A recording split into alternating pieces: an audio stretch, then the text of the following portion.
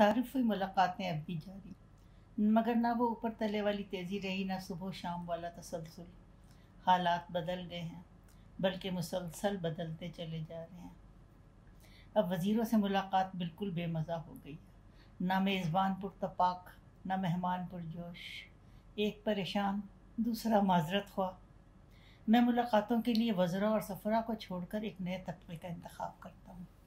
दानिश्वर, हुनरवर, सहाफ़ी, तास और राइटर के नुमाइंदे खुद चल कर आए।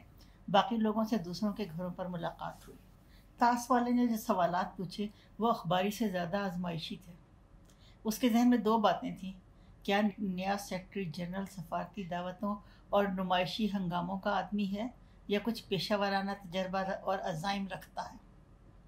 क्या आरसीडी मुस्तकबिल में किसी वस्त एशिया की शोरवी रियासतों पर असर अंदाज होने की सलाहियत रखती है? रॉयटर वाले से गुफ्तगू गैर रस्मी माहौल में हुई। आरसीडी की मुश्तरका मंडी के इम्कानात के सिवा बाकी तमाम गुफ्तगू गपशप के अंदाज में हुई। चीन की खबर रसां एजेंसी का नुमाइंदा कुछ खोया खोया सा लगा। एजेंसी फ्रांसवा के नुमाइंदे ने जिस सराहत और बेतकल्लुफ़ी से हालात का तज्ज़िया किया और मुस्तक़बिल करीब के बारे में जिस क़तियत के साथ अपनी राय का इजहार किया, उसने मुझे बड़ा मुतासिर किया। कहने लगा, ये शहनशाह ना तो 1953 में लौट कर दोबारा तख्त नशीन होने वाला नौजवान मुहिमजू है, और ना 1963 के सफ़ेद इनकलाब के मुखालफिन को बेदर्दी से कुचलने वाला हाकिम। 1973 में ओपेक की तरफ से तेल की कीमतों में इजाफे का ऐलान करने वाले अहम आलमी लीडर का दर्जा भी अभी से हासिल नहीं रहा।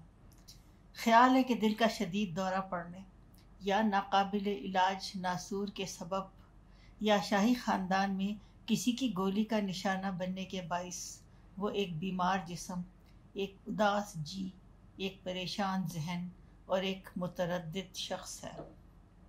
वह हुकूमत करने के लायक नहीं रहा।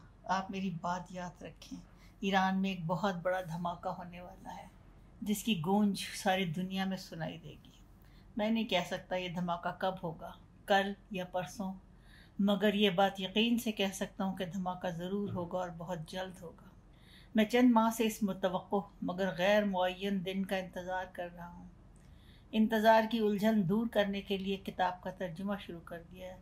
मैंने आपको एक ज़िम्मेदार नौवारिद सफारतकार की हैसियत से वह बात साफ साफ बता दी है जो शायद दूसरे इशारों में भी बताना पसंद ना करें।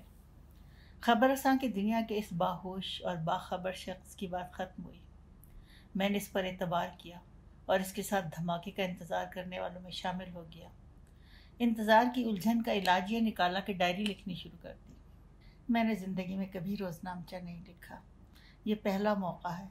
एक फ्रांसीसी इसका मुहर्रिक है, एक ईरानी इसका मरकज़ी किरदार है। ये शहंशाह है और वो सहाफ़ी। रोज़नामचा लिखना मेरे लिए एक नया और दिलचस्प तजर्बा है। मुझे बेख्तियार ख्वाजा हसन निज़ामी याद आए। एक ज़माने में ख्वाजा साहब के रोज़नामचे की बड़ी धूम थी। वो मनादी अखबार में छपा करता था। धूम अगरचे दूर दूर तक थी, मगर इसे शौक़ से पढ़ने वाले सिर्फ पुरानी दिल्ली में बसते थे।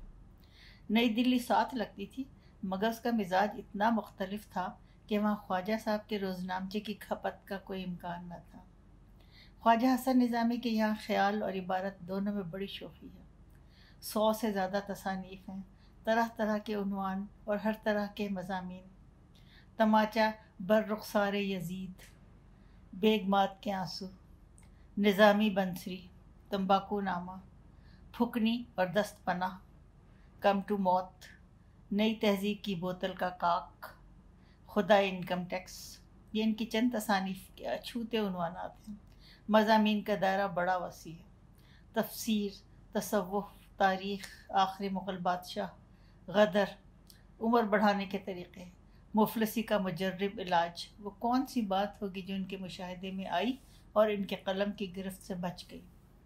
वो एक झींगर की मौत से मुतासिर होकर पुकार उठे, झींगर का जनाजा है, ज़रा धूम से निकले। इस जनाजे का ख्याल उन्हें वेस्टमिनिस्टर एबे और बहिश्ती मकबरे तक ले गया।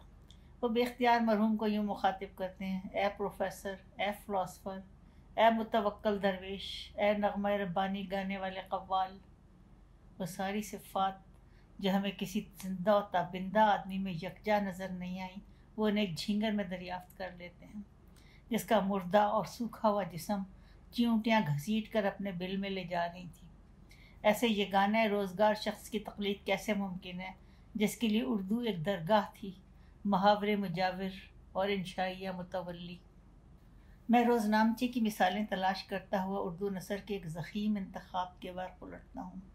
مقالے، افسانے، ڈرامے، جائزے، مطالعے اور خاکے، شخصیات، رپورٹاج، تراجم، طنز و مزاح اور سفر نامے، بحث، سمپوزیم، ہماری دنیا، ہمارا سماج، ہماری تحریک اور ہمارے نام، سارے عنوانات موجود ہیں۔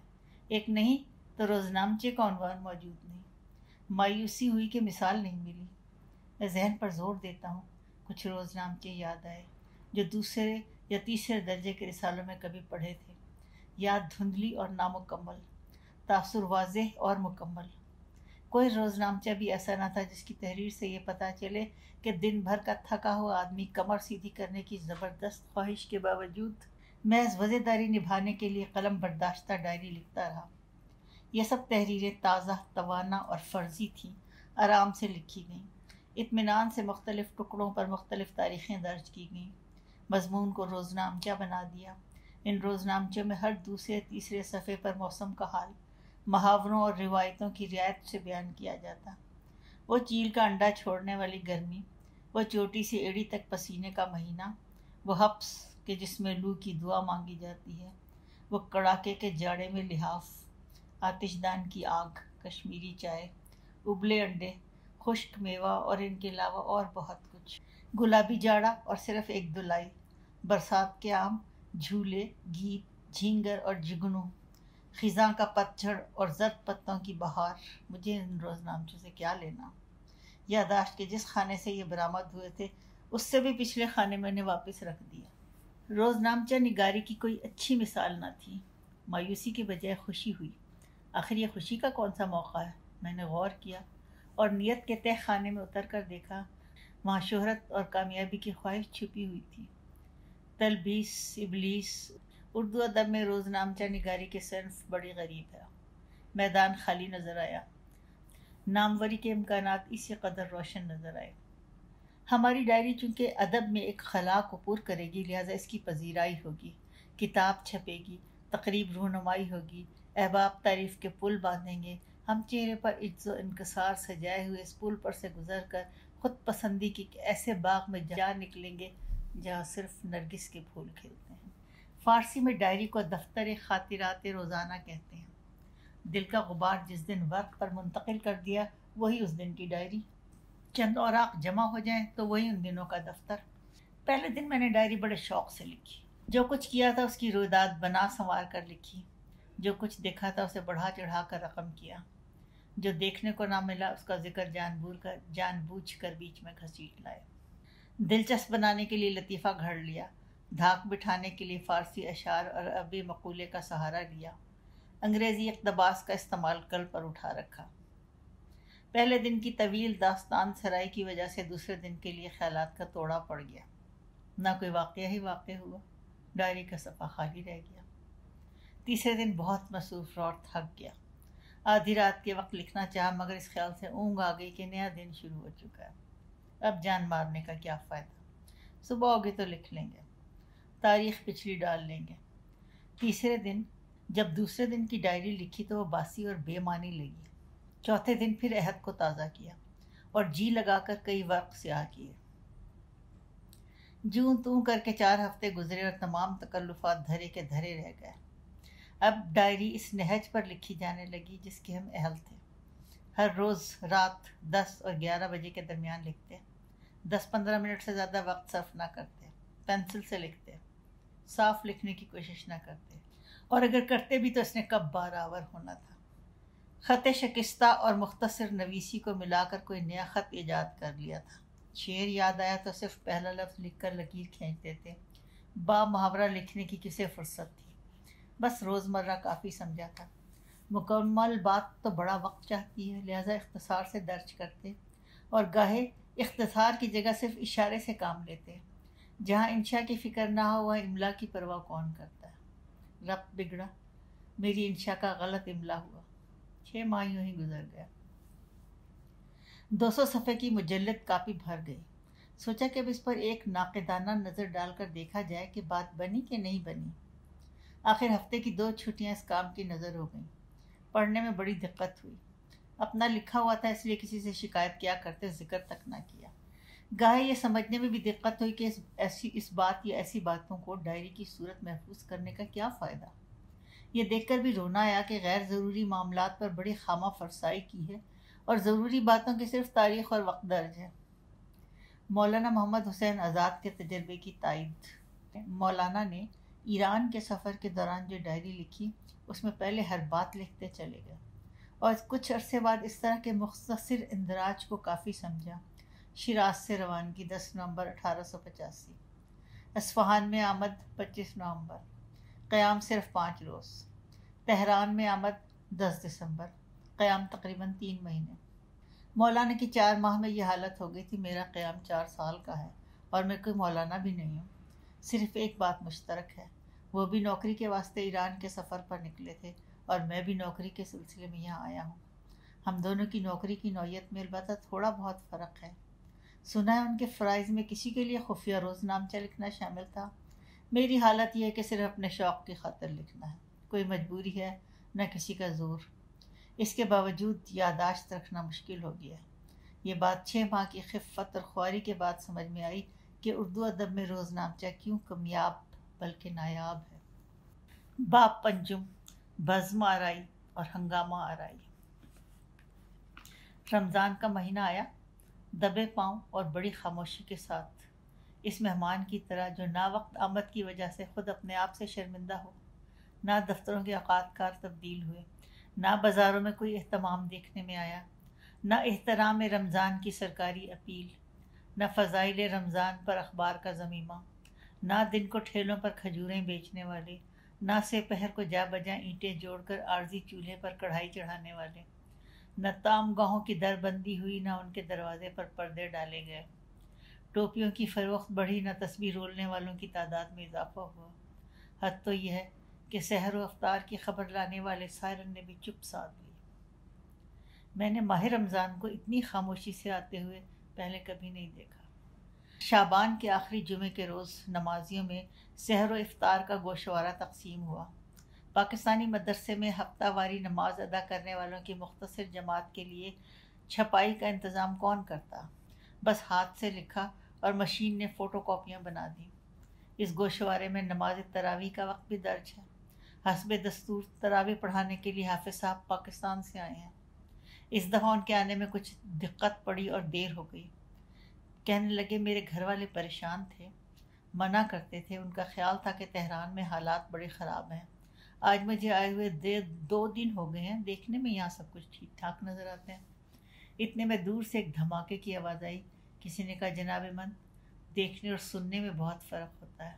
حافظ صاحب یہ سن کر خاموش ہو گئے۔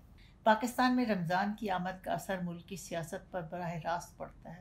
سیاسی سرگرمیاں ٹھنڈی پڑ جاتی ہیں، جلوس چلتے چلتے تھم جاتے ہیں، احتجاج ملتوی ہو جاتا ہے۔ رمضان اور سیاست کے اس باہمی تعلق کا ایک واقعہ مجھے یاد آ رہا ہے۔ گورنر مغربی پاکستان مشورت کر رہے تھے۔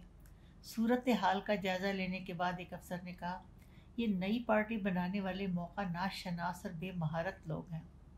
رمضان سے 4-5 ہفتہ پہلے جو سیاسی پارٹی بنائی جائے گی اس کا زور رمضان شروع ہوتے ہی ٹوٹ جائے گا۔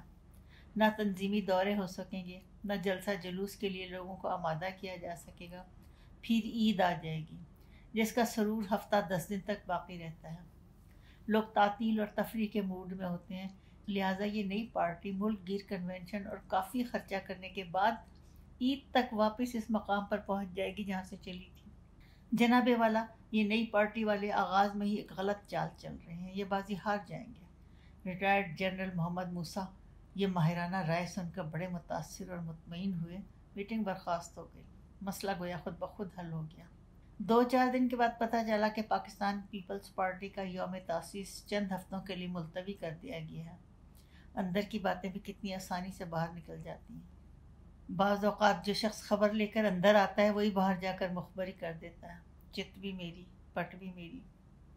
خیال تھا کہ رمضان کی آمد کی وجہ سے حالات سدھر جائیں گے، تہران میں زندگی معمول کے مطابق بسر ہوگی۔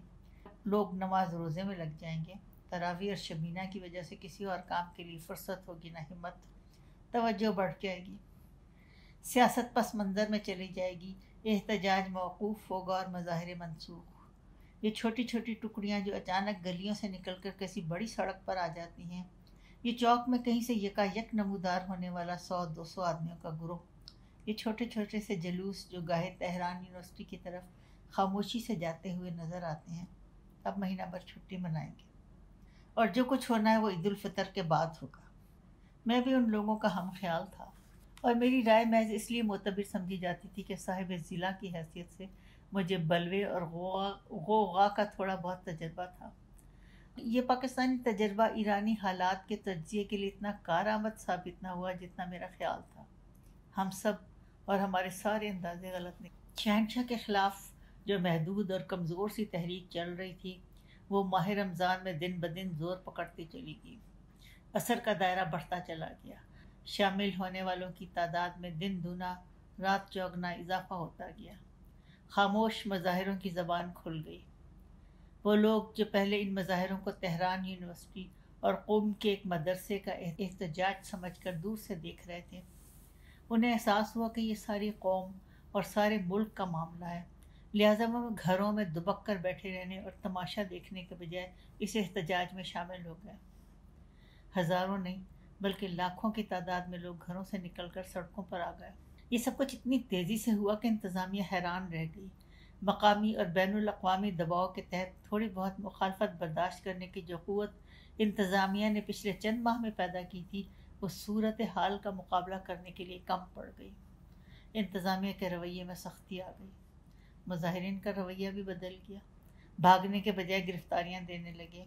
آنسو گیس چھوڑی گئی تو منتشر ہونے سے انکار کر دیا۔ کہنے لگے اس گیس سے ہمیں کیا فرق پڑتا ہے، ہمارے آنسوؤں کا تار ایک طویل مدت سے بندھا ہوا ہے۔ آگ لگی، سینما، بینک، ہوٹل اور دفاتر جلے، گولی چلی، لوگ بڑی تعداد میں مرنے لگے۔ زخمیوں کا تعاقب کرتے ہوئے انتظامیہ جوتوں سمیت تہران اور کرمان کی مساجد میں داخل ہو گئی۔ بے ادبی کے اس واقعے کے بعد فوجی فل بوٹ کی دھمک صاف سنائی دینے لگی۔ دیکھتے ہی دیکھتے کئی شہروں میں مارشل لا لگ گیا۔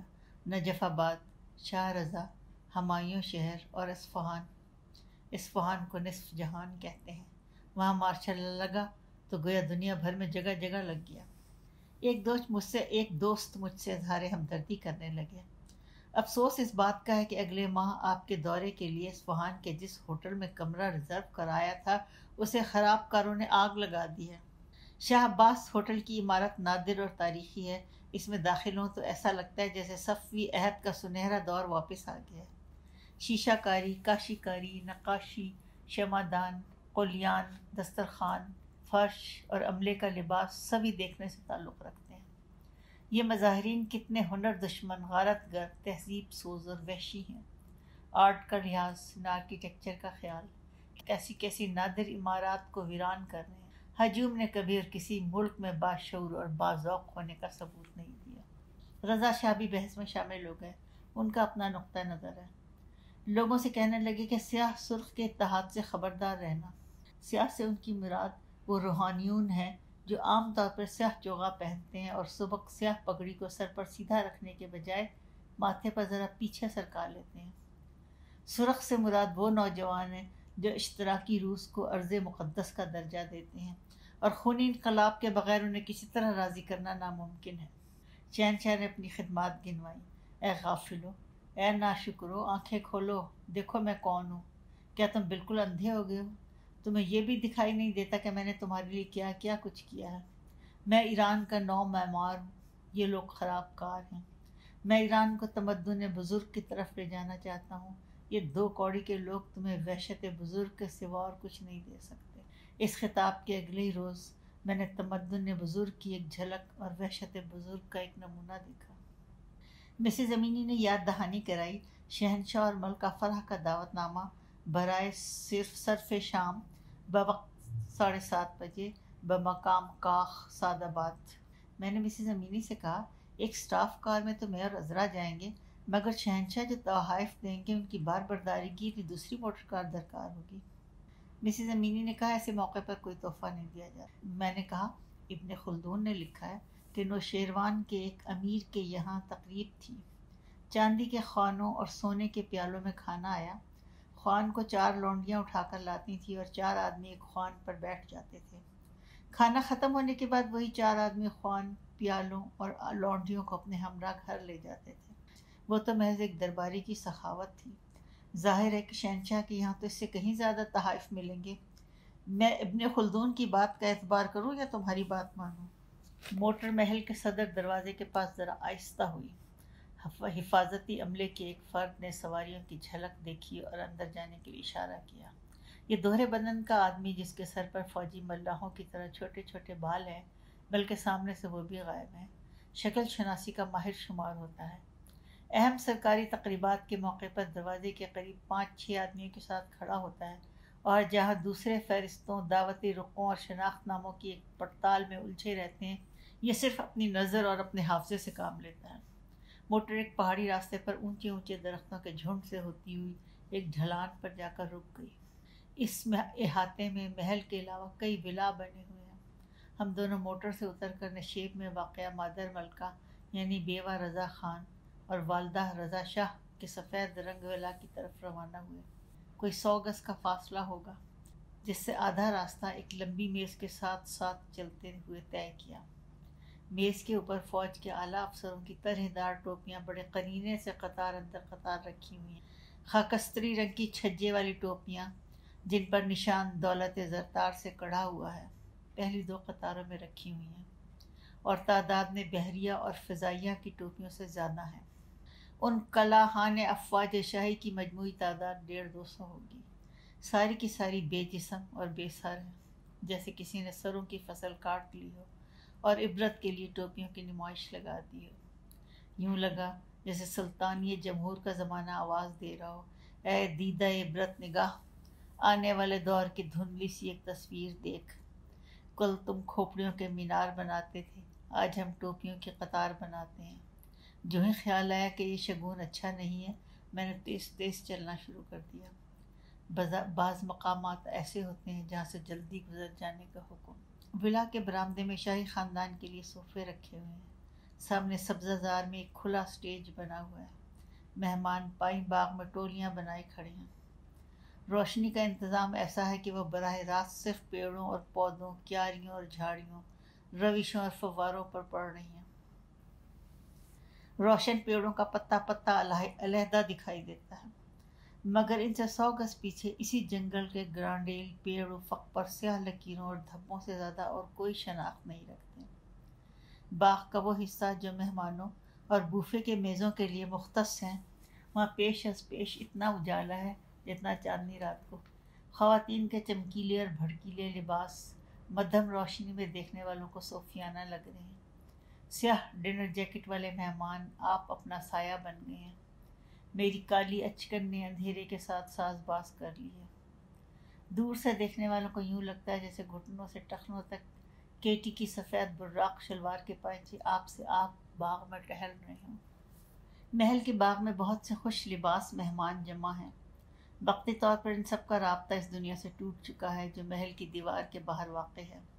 کیسا احتجاج، کہاں کی ہڑتال، کون سا جلوس، کیسی آنسو گیس، کس کی گولی اور کس کی لاش۔ جہاں کہیں مردوں کی ٹولی ہے وہاں جملہ بازی اور لطیفہ بازی ہو رہی ہے۔ بوجھل فضا کو وقتی طور پر بھلانے کی شعوری کوشش کا سفارتی انداز۔ جہاں عورتیں جمع ہیں وہاں خسر پھسر ہو رہی ہے، دل کا غبار نکالا جا رہا ہے، گھریلو اطلاعات کا تبادلہ ہو رہا ہے۔ ایسی ایک گروہ میں ایک ایرانی ایڈمرل کی بیوی نے بچوں کی تعداد، عمر، تعلیم اور خاوند کا عہدہ پوچھنے کے بعد عذرا سے سوال کیا، کیا پاکستانی شوہر بھی ایرانی شوہروں کی طرح ہتھ چھٹ ہوتے ہیں؟ جواب سن کر بڑی حسرت سے کہا، یہ پاکستانی عورتیں بھی کتنی خوش نصیب ہیں۔ یہاں بیوی کو مارنا پیٹنا مردانگی کی علامت اور خصلت سمجھی جاتی ہے، اس لیے نیچے سے لے کر اوپر تک ہر طبقے میں اس کا رواج ہے، کہیں کم کہیں زیادہ۔ خانم، آپ سے کیا چھپانا، میرا ہمسر بڑا اچھا آدمی ہے مگر ہے تو آدمی۔ ایک زمانے میں کبھی کبھار مار پیٹ پر اتر آتا تھا، اب چونکہ بڑی عمر کا ہو گیا اس لیے مارتا نہیں، صرف مارنے کی دھمکی دیتا ہے۔ افطاری کے کوئی آثار نظر نہیں آئے۔ افطار کا کسی کو تردد ہی نہیں، اب تو وہ 8-10 منٹ جو اور دوسرے 4 فقہ کے درمیان حائل ہیں انہیں گزرے ہوئے بھی دیر ہو چکی ہے۔ بالآخر کہیں سے 2-4 بیر تشتریاں لیے ہوئے نمودار ہوئے اور 500 مہمانوں کو جو باغ میں 4 سو پھیلے ہوئے ہیں دور ہی سے سلام کر رہے ہیں۔ معلوم نہیں تشتری میں کیا ہے، کھجور یا مشروب؟ میں نے بھی روزہ بھی نہیں کھولا کہ یہ اڑن تشتریاں نظروں میں غائب ہو گئیں، اور خدا خدا کر کے خود خدمتی ڈنر شروع ہوا۔ جن میزوں پر کھانا چنا ہوا ہے وہاں سے بھیڑ چھٹنے کا نام نہیں لیتی۔ عذرا بہت دیر سے پلیٹ ہاتھ میں لیے کھڑی ہیں مگر ان کی باری نہیں آئی۔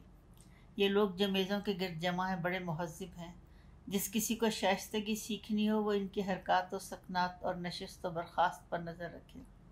ان میں سے بہت سو نے تکلفات اور تشریفات کی باقاعدہ تعلیم حاصل کی ہے۔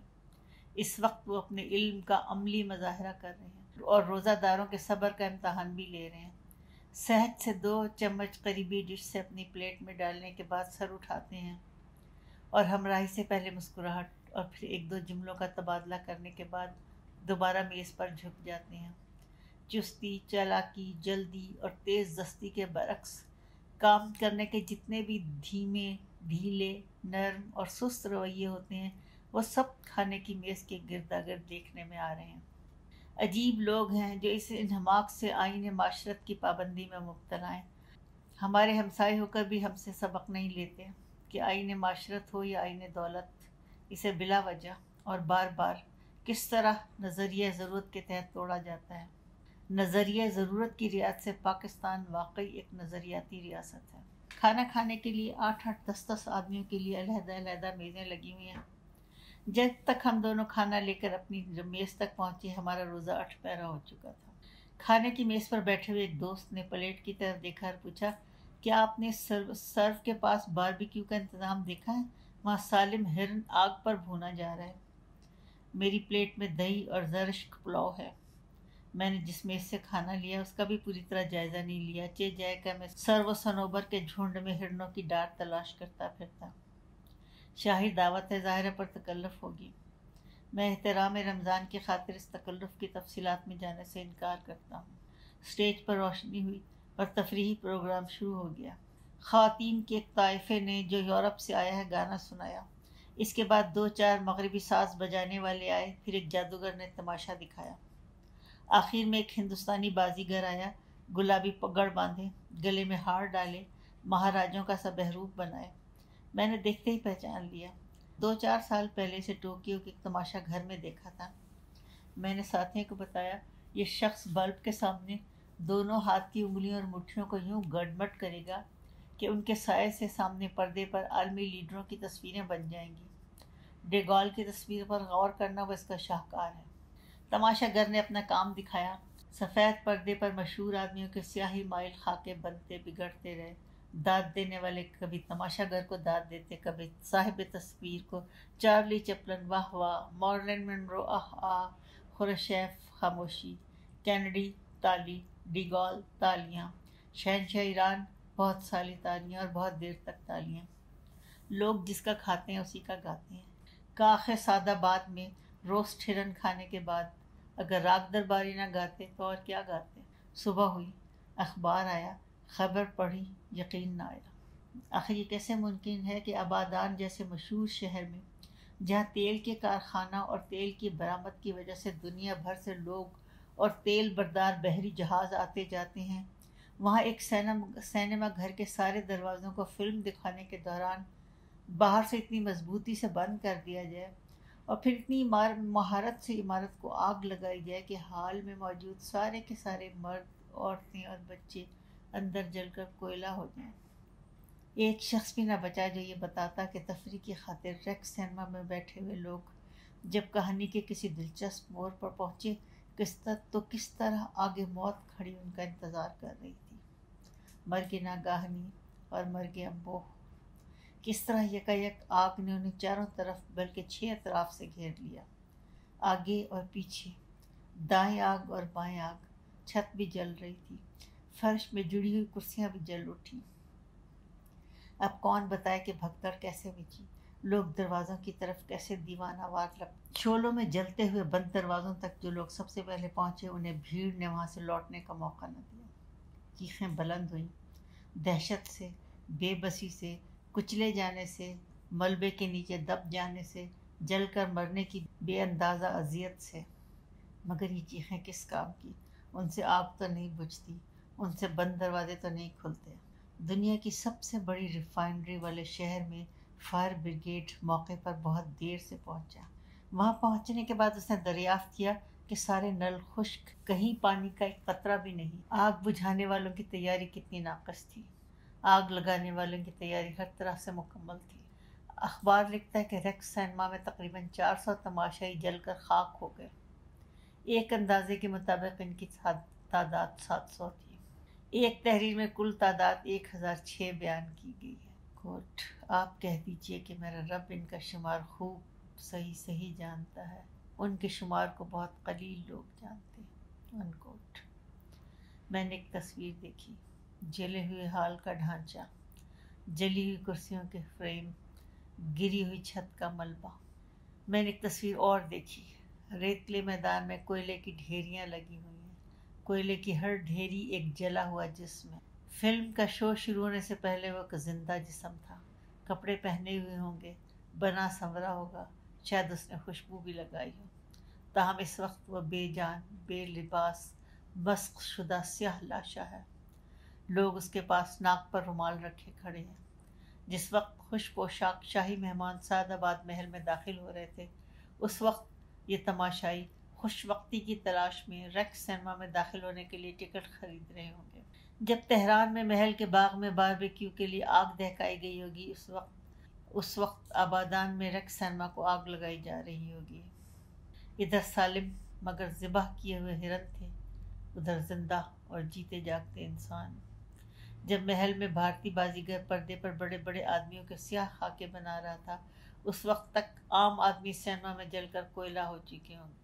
اپنے معمولات میں مصروف لوگوں کو اگر ہر لمحہ یہ پتہ چلتا رہے کہ اس وقت دنیا میں کہاں کہاں ظلم توڑا جا رہا ہے، کیسا کیسا ستم ہو رہا ہے، کمزور کے ساتھ کتنی بے رحمی اور زبردستی ہو رہی ہے، تو جینا حرام ہو جائے۔ 3 دن ہو گئے ہیں، جہاں جاؤ لوگ اسی واقعے پر گفتگو کرتے ہوئے ملیں گے۔